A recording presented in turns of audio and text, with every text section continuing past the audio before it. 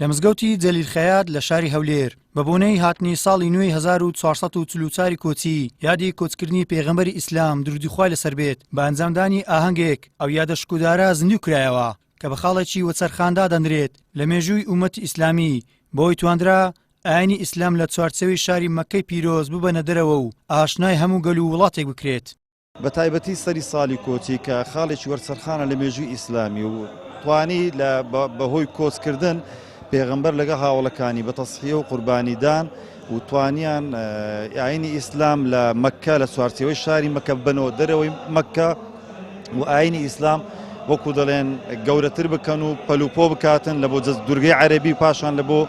هەموو جیان. مامۆستایانی ئاینی پێیان وایە کۆچی مسلمانان بۆ دەرباز بوون لە ئازار و زوڵمی دەستڕۆیشتوانی ئەو سەردەمە بوو بە ئارامگرتن و قوربانیدان کە پند و ئامۆژگاریەکە لە پێغەمبەرمانەوە بۆمان ماوەتەوە و پێویستە ئێمەش جێبەجێ بکەین و یەکێکە لە بۆنە گەورەکان کە لە تێکڕای وڵاتانی ئیسلامی و مسلمانشیندا ئاهەنگی بۆ دەجێڕدرێت. هجرەتکردنی پێغەمبەری خوا صلی الله علیه و سلم بۆ ئەو بکات جێگایەکی ئامین جێگایەکی استقراری تێدابێت بۆ سەحابەکان و هەروە بۆ خۆی و هەروە بۆ کەسانی کەوا دێنە ناو بازنەی ئیسلامەوە جێگایەکی ئەمین و ئارام هەبێتن بۆ ئەوەی کەوا ستەم تێدا نەکرێ و هەروە عەدالەت و دادپەروەری تێدا بەرقەرار بێ. طبعاً ئەوەش ئەو جێگایە بۆ کەوا شاری مەدینەیە پێغەمبەری خوا صلی الله علیه و سلم بە وحی و بە ئیلهام لای خوای پەروەردگار ئەو شوێنەی دیاری کرد بۆ ئەوەی کەوا پایەکانی دەوڵەت و عەدالەت و دادپەروەری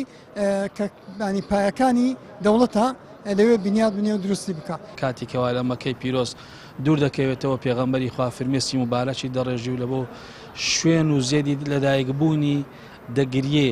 بەڵام لەبەر ئەوەی پێغەمبەری خوا صلی الله علیه وسلم ئاوات و ئامانج و هەدەفێکی گەورەتری هەبوو کە دەستبەردار نەبوونی دینی خوای گەورە بوو جەلە جەلاڵوی بوو گەیاندنی دینی خوا لە بۆ هەموو مرۆڤایەتی پێغەمبەری خوا صلی الله علیه وسلم ئامادە بوو قوربانی بە هەموو شتێک بدا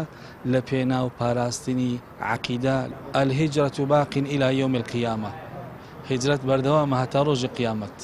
سەریساڵی کۆچی لە ڕۆژی کۆچی پێغەمبەر محەممەد درودوخوای لێبێت لە مەکەی پیرۆزەوە بۆ مەدینە دیاری کراوە. یەکەم جار لەلایەن عومەری کوڕی خەتابەوە کار بەم ڕۆژمێرە کراوە. ڕۆژمێری کۆچی پشت بە خولگەی مانگ دەبەستێت بۆ دیاریکردنی مانگەکانی ساڵ و لە 12 مانگ و 354 ڕۆژ پێک دێت لە مانجی موحەڕەمەوە دەست پێ دەکات و بە ذوالحیجە تەواو دەبێت. گەیلان سابیر،